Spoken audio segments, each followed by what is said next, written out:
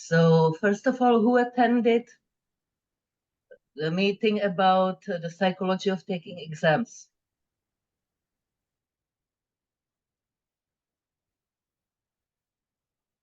You can unmute or write in the chat.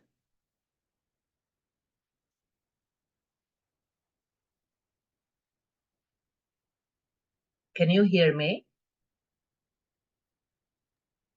Yes, Camilla. Yes, we can hear you. Okay. Yes, Okay. definitely. I just for a moment I thought something is not working. Okay, I see some attendance. Did you find it useful? Was there something surprising or something new, something you would say, no, I would do it completely differently and I know it works for me?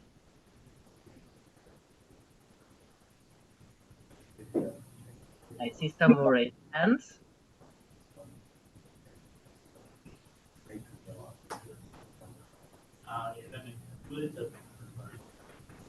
Okay, I see helpful session. So I'm very happy. The recording is posted.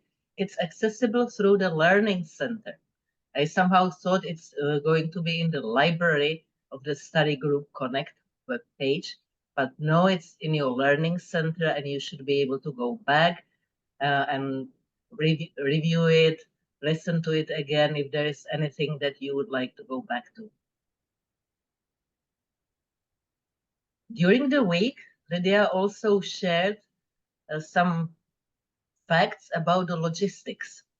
So there were a couple of things, and maybe some of you might have missed her email or communication page.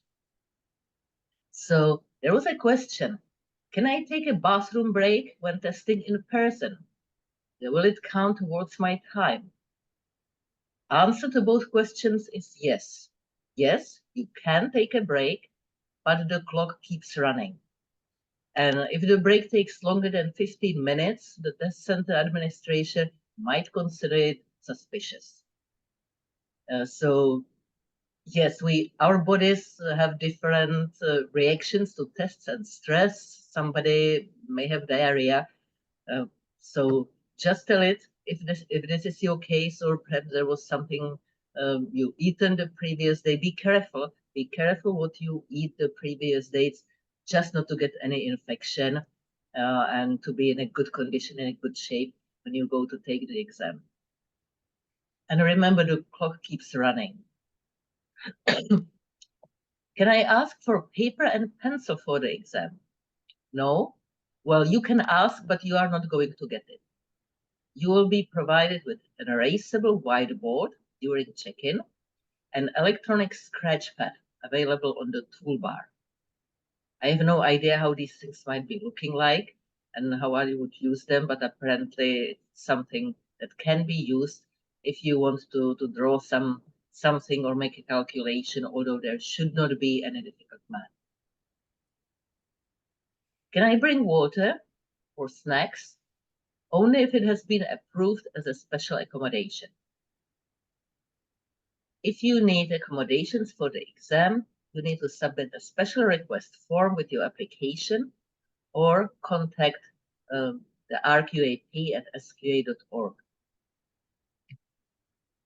Other than language accommodations can be provided, but may be required to have a doctor's signature confirming the accommodations are needed. So this is about the logistics. And if you have any further logistical questions, just feel free to post them on the Connect page or to bring them here to the study group. Lydia is always happy to find out and answer anything you would like to know. Now let me start sharing my screen. You are unfortunate. My fellow panelists are all engaged. They all get different kinds of changes in assignments. So you need to bear with me. I am the only one here. But I will try to do my best, although I cannot provide such a variety of examples as they may be bringing. This is the only session that should be deprived from other panelists. All others are fine and we have the assignments. But unfortunately for this session, it turned out to be this way. Hey, Camilla. This is Bryce. One of the candidates. I just wanted to say, along with the testing centers, because I just got my email to sign up today. The one that is closest to me had one available slot at the very end of the testing window. So if you can book as soon as possible, definitely look into it to get something that is convenient for you. Yeah, don't wait too long and look at the, there are two types of centers. One of them is the professional exam center, which is typically more organized and has more, let's say, support options if these are needed, and they are preferred. So look at those and look at anything that is in a convenient distance to you. There are many centers, but that applies to some countries. In some countries, it might be difficult, and there might be one center or maybe none. So flying and traveling internationally, that would not be probably a very budget-friendly option. But the other possibility is to take it online. There is a special software tool that can be used, but SQA headquarters are rather discouraging, saying you really need to make sure you have a very stable, very good connection. There are no power outages. There are no disruptions, because if there is and you cannot resume, you cannot get back, then you may lose the whole exam. So make the decision carefully whether you want to go to the center or you would like to take it online.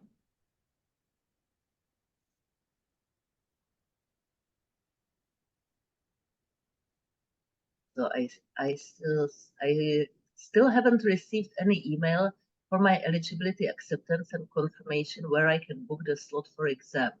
What should I do? Good question. I don't know how long it might take to receive the confirmatory email, but if it's like strange time, you may definitely contact the organizers. Let me type in here in the chat. I think it's the same like for any other questions.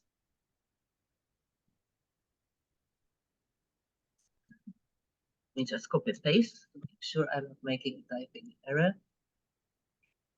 here. Okay, you may use this email for any inquiries, special requests, or if there is a long time and you haven't heard from anything. I see I haven't not received my acceptance either. So that seems it's still ongoing, and the exams start in September. So there is still time, and it seems that the processing of the requests and verification that the candidates really qualify takes some time. And these people are volunteers in the RQAP, so the vacation period, the summer vacation period may also play a role. But if you see nothing, I would say by mid next week, then don't hesitate and send an email or contact Lydia and ask her for support if you don't hear back.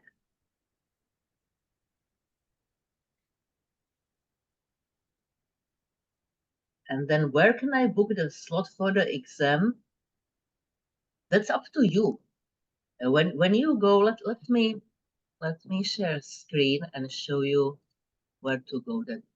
That should be the easiest thing instead of trying to describe it. Just checking that I can get here. Okay, so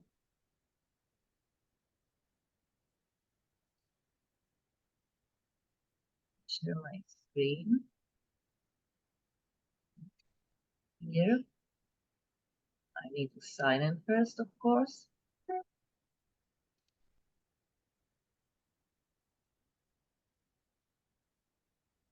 It takes some time. The page is kind of non-responsive recently. I don't know why.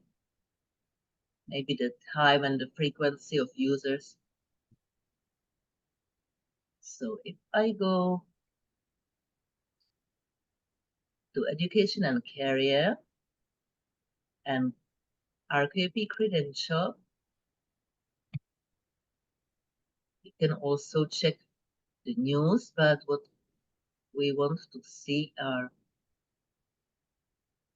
candidate resources.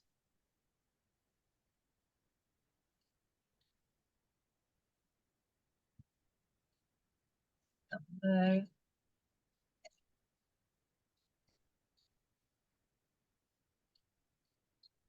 I saw Lydia showing it last time. 2 weeks.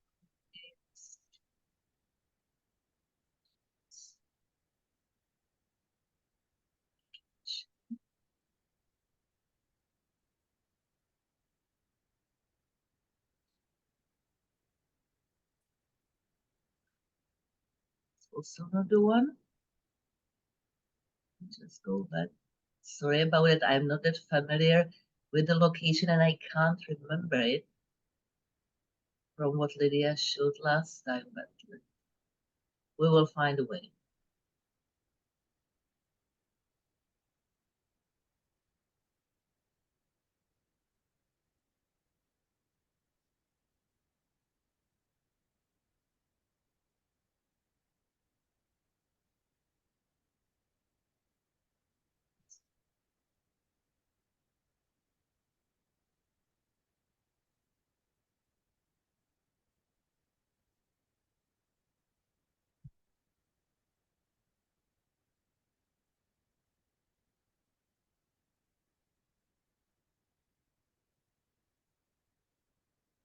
This is taken from your home. So this seems just the possibility, but somewhere.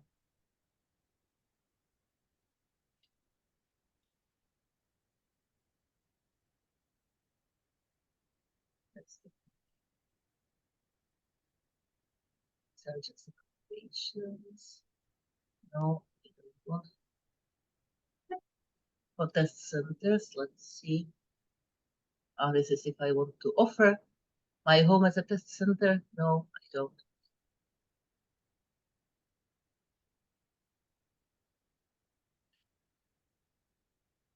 If somebody knows, please don't let me waste your time and just tell me where to go, because I am obviously not sure. Getting somewhere, but not exactly where I want to. Yeah, I'm not sure on the website where to see like the exam centers, Yes, but in we could see it last time. Lydia showed it, and she was so sure it took few seconds, and she was there. And I thought I remembered. No, I didn't. But in the email, it takes you directly there. So Okay, but I don't have the email. But you should be able to see it from here. So let's try a few more attempts. If not, I will again just ask Lydia for support and to post the link. That would be the easiest thing.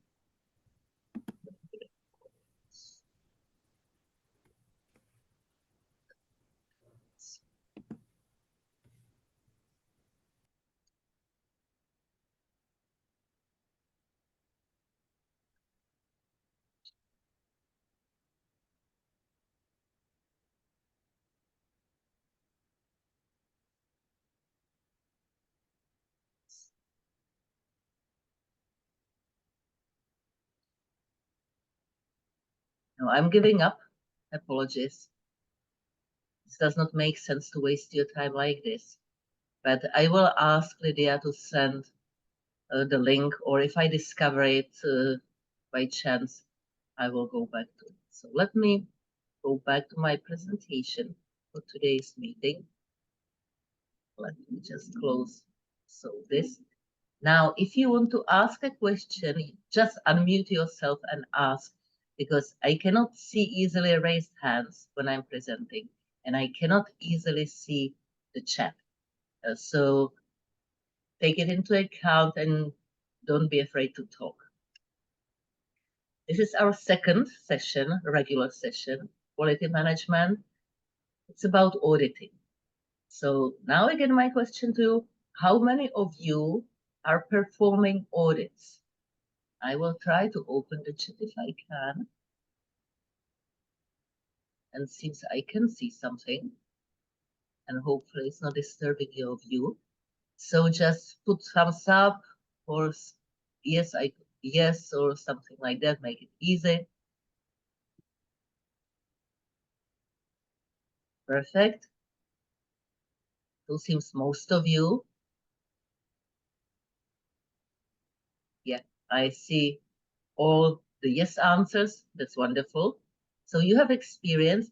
The other thing is your audits done so far are not necessarily all GCP audits. Maybe you are expanding into a GCP. You change a job or you want to broaden your horizons and you were in GLP or GMP or computer validation. And now you decided, okay, let's also take a look at the GCP audits. Of course, the audit approach, say the process is very similar. It doesn't matter what kind of audit it is too much.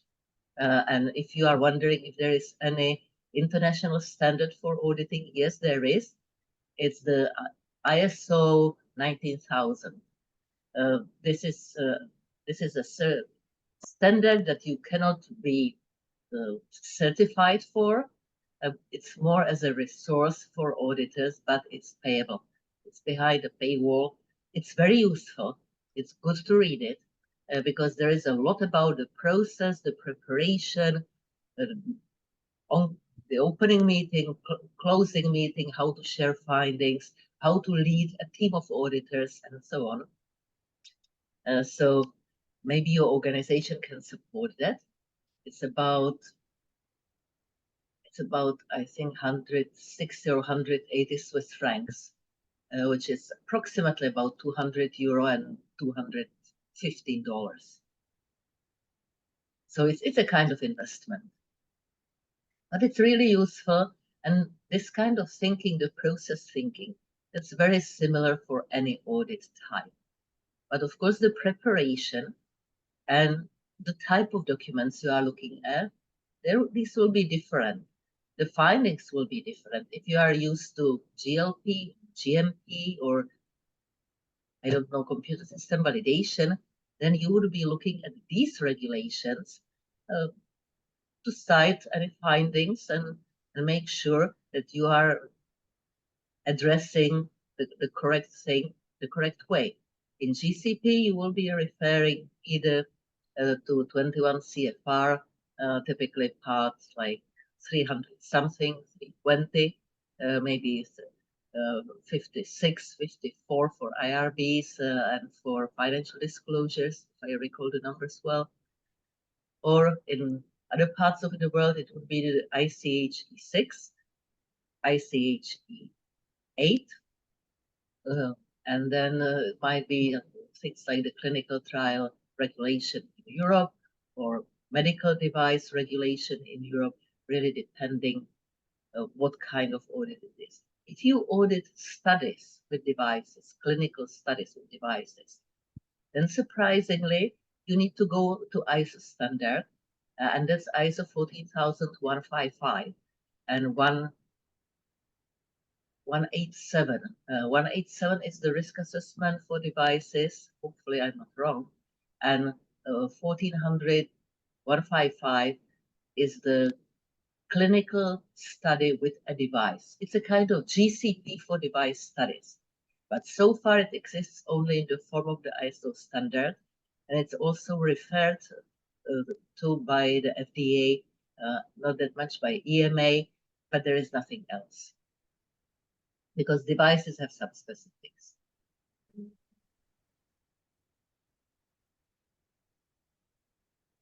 We talk about the logistics. We can again have a quick reminder. You have 165 multiple choice questions, 15 not scored. You don't know which ones. Approximately 1.5 minutes per question. Some would be very easy to answer, some may be complicated. And you heard about the strategies and how to cope with stress and so on from Melanie. I'm not going to repeat it. If English is not your first language, consider the English language accommodation, meaning you have 1 or 2 hours, and I mean it literally. 1 hour is if you are in the testing center, 2 hours if you are taking online, extra time. You may look at the practice exam, it's not very current. So you would find things that you would say this is out of date or something new should be here. We are not able to change it at the moment, but it's still a kind of good try how it is to have the time counter and to have the different types of questions. Sometimes it's multiple answers are correct and they all provide the one and complete correct answer. Sometimes you have multiple choice, but one correct answer. So having this kind of, and you see the way of logic the questions are written, which sometimes you may find like, why it's so complicated, it can be made easier. It is as it is. You have 3 regulations that you should be familiar with. FDA 21 CFR, relevant parts, ICH E6, and 21 CFR Part 11 for electronic signatures and electronic records. I hope you have the candidate handbook. You have also different types of questions there, and quite a lot of good pieces of advice. It's not a waste of money. Know the regulations, not by, there is no question asking you where exactly is this described, and you need to remember it's 21 CFR 320 paragraph this or that. No, there are no such questions, but you need to understand this. I call it the spirit of the regulation, the meaning also behind the words, and where is it driving? What kind of compliance it encourages? Answer questions based on the most conservative approach. It may not be the same thing you do in your organization, but be as conservative as possible. And on the website, you can also read the advice of previous candidates. This advice of previous candidates is a hyperlink. So from the presentation, you can go directly there and you can read, and you would read different opinions and different advices and sometimes contradictory, because everybody is different and for every person, something else works better than other thing. So don't be confused by that and see, okay, so I am not the only one who has this kind of approach, or I am not the only one who does not like this thing. You will find kindred souls, and you will find out that you are not alone with either your questions or your way of preparation and so on. And preparation, as you all know, that's the key for success. So we are all busy. Our organizations don't give us 6 weeks of extra study time, but be very organized and really keep the reserved time. I would say at least weekly. Daily would be better. If you want to learn a new language, the rule is devote 1 hour every day. And I would say for the exam, the same approach would be very helpful. Try to devote 1 hour every day. Study the regulations, read them carefully. Think about what they say, including the preambles, because the preambles, they explain the applicability and the expected interpretation, the purpose of the whole regulation. And find somebody to group with, to encourage each other and You know, when we are sometimes thinking like, okay, I'm okay, I don't have time, I will skip this or that. Having a buddy makes us more accountable for our preparation. Always read the questions carefully. My own mistake and many others I've seen, there might be negative question. What is not the correct way of doing something? And we skip this not and we answer the opposite. And then it happened to me in a test I took for my ISO lead auditor certification renewal. I thought, when I read it, when I saw it later, am I still that stupid? Apparently, yes. And we try to focus and think still, skip our eyes and somehow our attention. So this is so easy. So be very careful about all the no's and not and what might not be a good solution. You will have a timer, so you don't need to have a wristwatch. If you prefer to have a wristwatch, keep it. I like this last tip. If you are not sure and you think, no, even if I sit for 1 hour, I can't figure it out, make a guess. Most of the time, you can, by simple logic, exclude 2 out of 4 answers. These would be pretty obviously incorrect. And then you have 2 possible answers. So you have 50% chance to answer correctly. Just take your chance. Flip a coin. It may work after all. Keywords, what is important, sometimes when you read the answer, the options, and you read carefully the questions, you will immediately identify something which is not matching or that cannot be the answer because of a certain word in the question. So be logical, use common sense. They are your best friends in auditing, in exam taking, in life, I would say. Hi, Camilla. Yes. Yeah, sorry to interrupt you. So I have a question here. So Okay. in one of the slide, you mentioned that there will be 165 questions, but the real questions is 150. So my question here is, so these 15 questions will be the first 50 questions, which is not going to be counted, and it will start from 16th question, the real question, or how it is? No. They are mixed. You have no idea which Okay. which are the not score questions and which are the scored questions. The reason is these are new questions that are tested, and this live test shows if there is any difficulty with the question. If many people kind of stumble over these questions, that means they need to be reviewed and probably rephrased or maybe taken out completely. But you have no idea which ones they are. So there is possibility that the system can pick right questions also, means right answers questions also. I mean, you should answer every question as a test question. Yeah. Okay. Yeah. Okay, Don't fine. think like, Thank if you. I don't answer this one, maybe it's a test question and it doesn't matter. No, it matters. It matters also for the question validation reasons. Okay, got it. Thank you. Welcome. Any other questions here before we move further? No, I don't have any. Thank you. Okay, anyone else?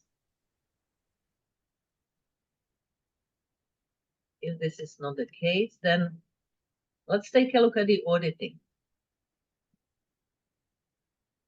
The recommended reading, the GCP guideline, E6, E8, these are the general considerations for clinical studies.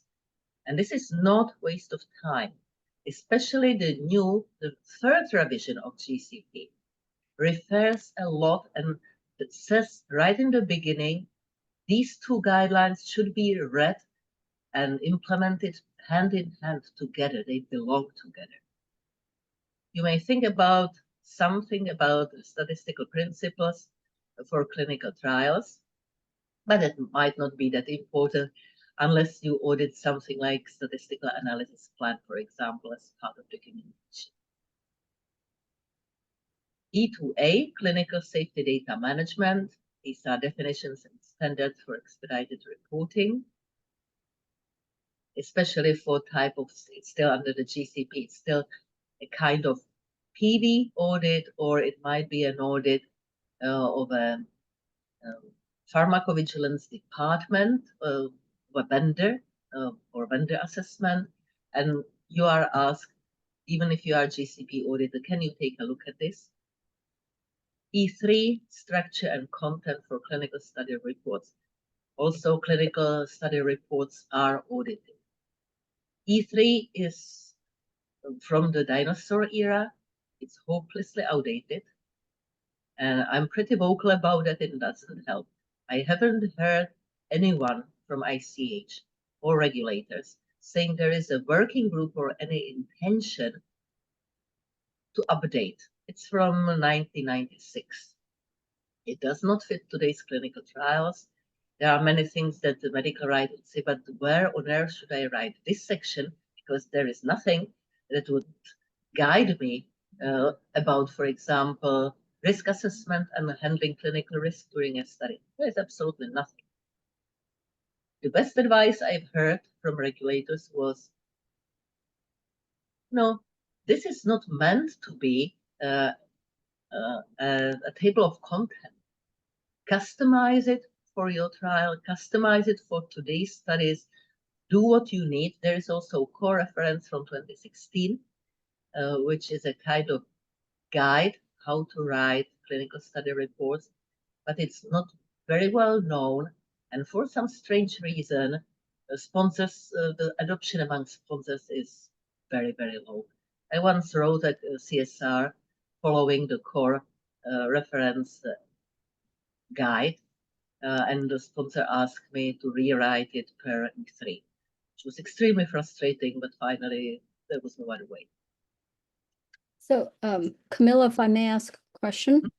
Yes. So E3, so if we study E3 and answer as if, E3 is correct, is that going to be a good thing or a bad thing?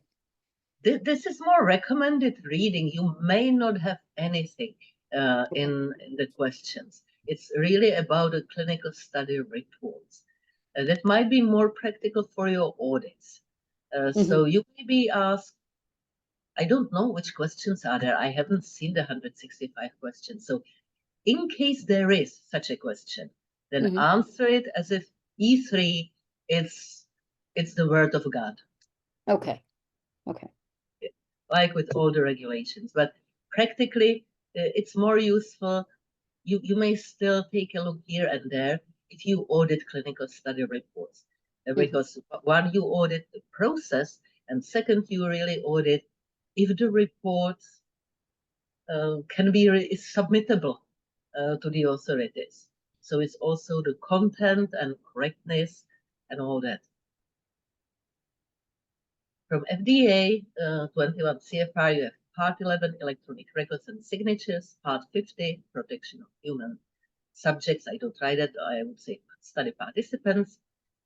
54, financial disclosure. 56, IRBs, and 312, investigation of new drug. Part 600, biologics.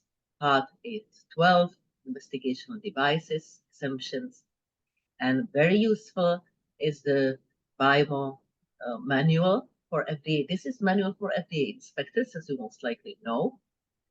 And there is a section for when auditing or inspecting sponsors and contract research organizations and clinical investigators and sponsor investigators. It gives a very good view how the inspectors are trained, how they perform their inspections, what they are looking at. If you see any organization, and I know they exist, that sell this BIMO manual for large amounts of money, meaning like hundreds of dollars, and I've seen a couple, ignore them because it's a free resource. It's available free of charge from the FDA website. If you cannot find it, I can send it to you. The last update was from 2019, if I'm not mistaken, or 2021. It's a couple of years, but it's not very. So when you are preparing for site audits, the most difficult part, unless you are contracted and the client tells you you audit this or that site, to have a very good and sound approach, risk-based approach, I would say, and good criteria, objective criteria, which sites should be selected. Then pre-audit meeting is a good practice. It's not always done. Some companies don't do it or say it's not obligatory. In my experience, it's very useful because it's the first opportunity to meet with the auditee, clarify any kind of issues, see if the communication may go well, English, any kind of interpretation needed, and so on. See who the person basically is. Prepare, learn key aspects, map the study, how the study has been done at the site, what's going on, and where are the risk areas, meaning risks to participants, to their safety, and risks to data quality. And then most importantly, not only just data quality, but critical data quality. Not all data are born the same. So if there is an error in a data item that is not crucial for analysis, we can tolerate it. If there is an error in a critical variable and we cannot answer the question that the protocol asks, then it's a very different story. We have our opening meeting, auditing activities, preparation for closing meeting, so always incorporate the preparation for closing meeting into the audit timing before the closing meeting actually happens, because you want to have a clear mind, you want to have already enough evidence that what you say makes sense. It's not some kind of just blah, blah, blah. The good thing, the good auditing practice says there should not be findings type like major non-conformance that has not been communicated during the closing meeting. So you need to be clear about that when you are sitting at a closing meeting and communicating your findings, how to communicate, and that's another important thing. Then you make your evaluation, you write your report, communicate the final findings, and there might be follow-up needed by you or by someone else reviewing the CAPA adequacy, CAPA outcomes, closing CAPAs, depending if you are an employee or contractor, or if you are an auditor who just is contracted to do the audit and the follow-up is done by the client. You might be asked to perform a follow-up audit. For the audit itself, my personal advice, don't jump to start reviewing papers. Walk the premises, listen to the site team, ask questions. I spend up to 50%, or let's say 1 day, of a 2-day audit. If it's more than 2 days, it will be still this 1 day. But 1 day discussing with the investigators and his team or her team. I want to understand the healthcare system of the country, unless it's my own country. I want to know who they are. I want to understand their approach, their ethics, their attitude toward participants, their motivation for running clinical trials, who they are. Because this is very important in clinical research involving people, involving human participants. We are not producing car spare parts, so the human part is very important. And if I see they take it seriously, they care, they are diligent. Yes, everybody can make a mistake. That's why we should have QC steps. But I would not expect intentional fraud, malpractice, negligence, anything like that. So understanding who these people are when we perform audit is pretty important. And if you create this kind of safe environment, they may start themselves telling you about issues and say, we've been having problems with this. And here, we are not sure if we are really doing it the right way. We asked the monitor disappeared and was replaced by a new person. There is such a turnover. We never get answers to our questions. These are indicators. You may have a finding against the sponsor, against vendors, against CROs. I do it all the time, and sometimes more than against the site. You have the key skills. So we don't need to go through that. By the way, we are going to prepare some soft skills courses. There will be also about communication and conflict management at audits and so on. I would just stress out a couple of things. Of course, your own organization, time management, using common sense, active listening. I'm really listening what is said, what is not said. It may be equally important. Without thinking about my next question or without thinking about anything else, I am really listening 100%. Observing every detail, everything. And then please show me. Can you show me how you do this? Can you show me how to do that? And guess what? Small example. I was auditing a vaccine study in Africa, and they have these field centers where participants are seen. So I went there, not just to the headquarters center. Yes, they had calibrated state-of-art scale because this vaccine was supposed to be administered to babies, small babies. So they need to be weighed. The weight was taken using this perfect scale. The problem was the surface was not perfectly even. And the scale was actually not balanced properly, which could be seen from the bubble. You have this kind of indicator where you have two lines and a piece of bubble of air. It's all liquid filled, and the bubble of air in this flabella should be in between the lines, and it wasn't.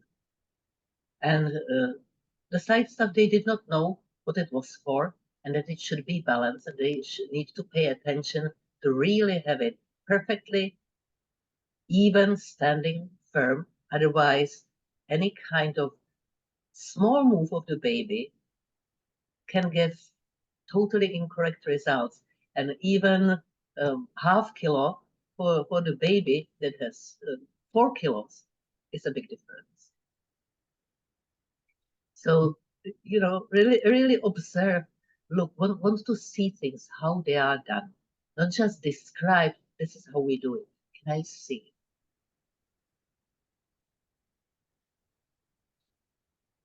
And one thing which is not here, and I would add, doing something differently than what you typically see does not mean it's wrong. It may be wrong, it may not be wrong. To assess if it is wrong, you need to evaluate if any regulation is violated. If it is not, I can climb the stairs going first my left hand or my right hand, or I can go backwards, and I will still climb the stairs. I can jump over one stair each time. Well, I can't, but let's say I can. So you have different ways of getting to the point. Doing it differently doesn't mean it's wrong. As long as there are SOPs that say, do it this or that way. You have the documentation, the correspondence, the plan, confirmation letter with agenda, pre-audit, in-audit document requests. You should not forget the thank you letter.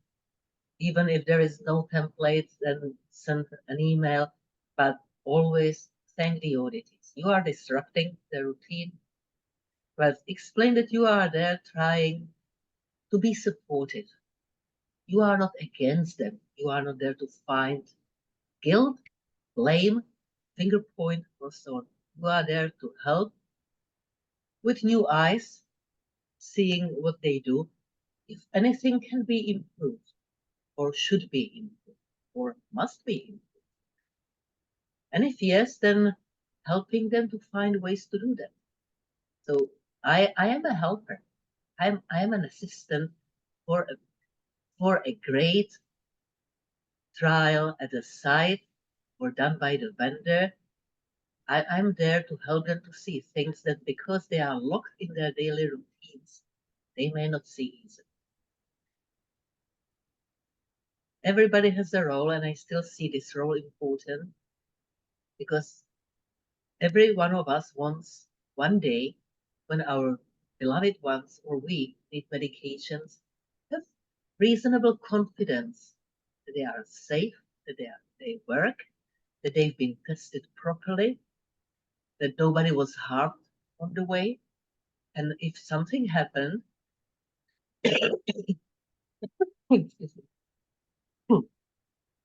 then the medication should not find an easy way to the market.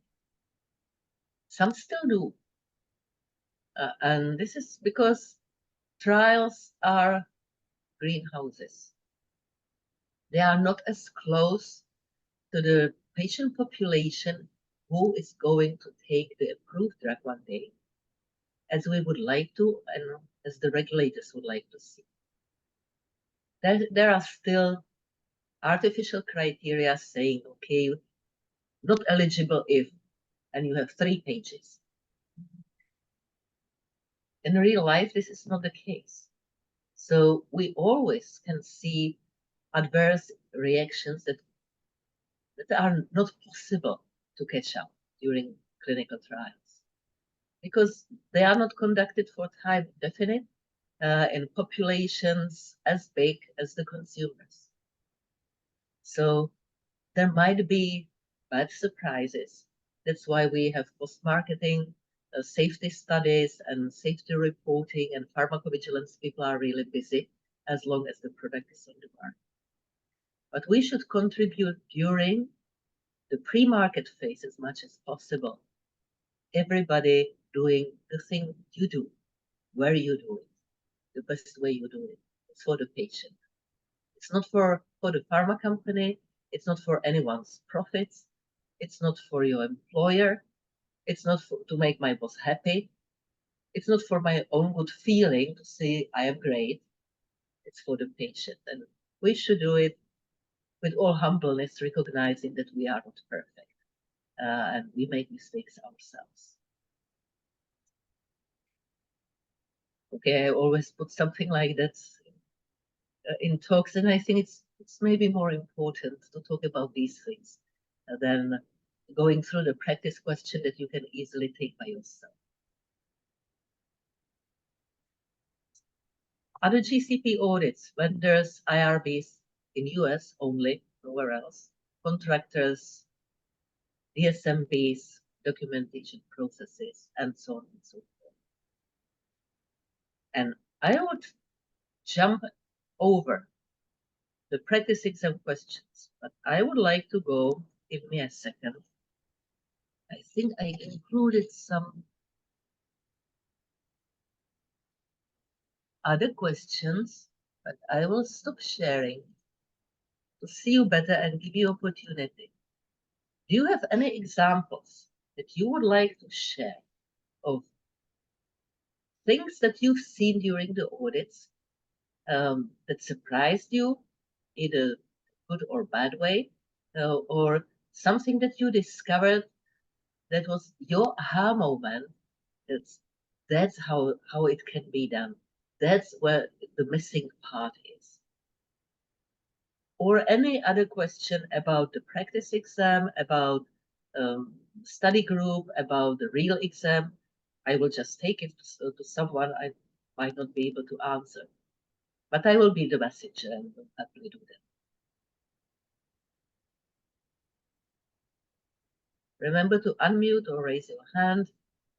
Write in the chat whatever you feel more comfortable.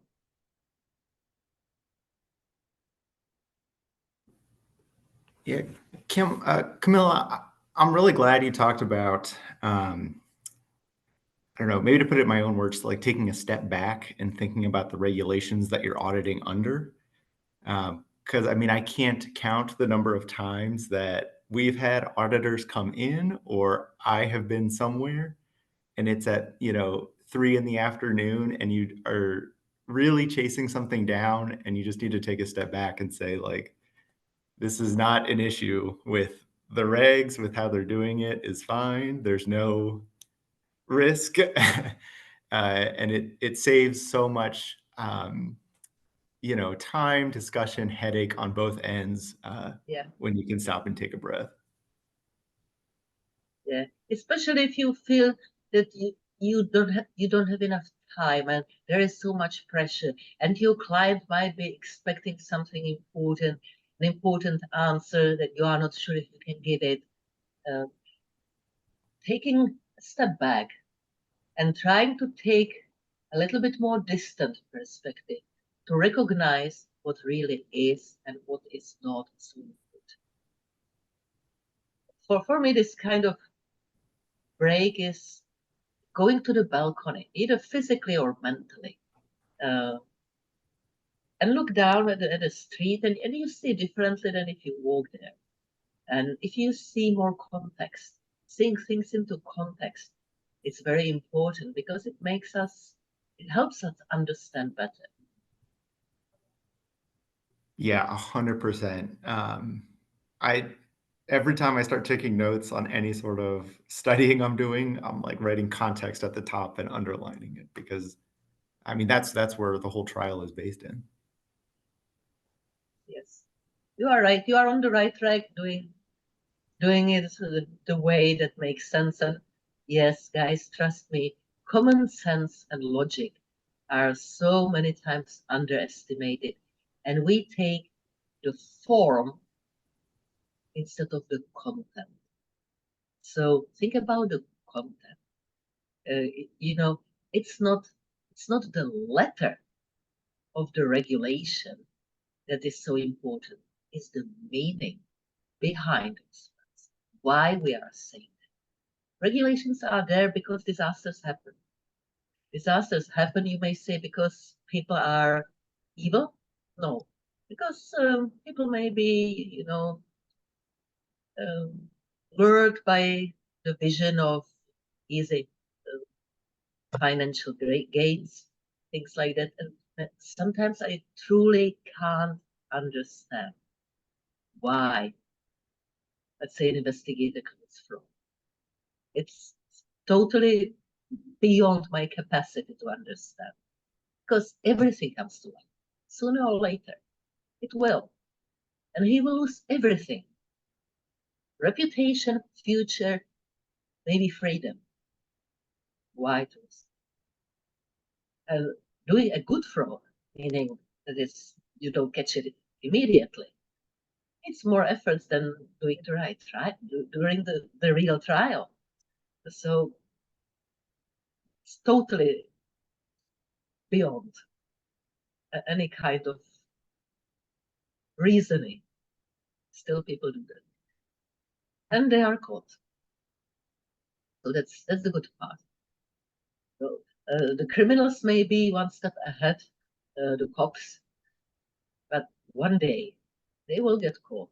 Maybe someone will come from the other side and just put a leg for them to stumble. If I take it just as a figurative thing, or typically, someone from their own staff or a colleague just can't bear it and starts talking. And I'm really happy such people take the courage and do that. They may be threatened. They may be, they may be really talking badly about public, and they still decide. And it needs a lot of personal courage. If I see something wrong, I should not keep quiet. If I do, I'm accomplice. So taking the courage, and if I see something is wrong, stand up and say, this is wrong, even if I'm the only one. It pays off at the end of the day. You don't know when and how, but it will. And by default, you will have a peaceful sleep, and you will have your peace of mind. And that counts a lot.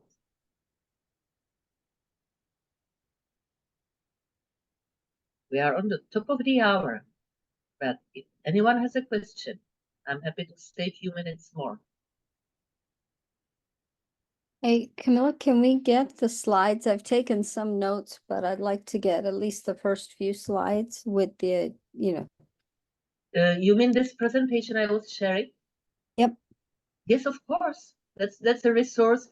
I send it to Lydia. It should be already available. Oh, okay. In the Learning Center.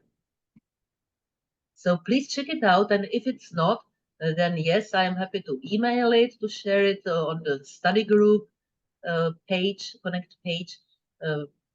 Absolutely. Okay, thank you. Most welcome. Any other question or comment, request?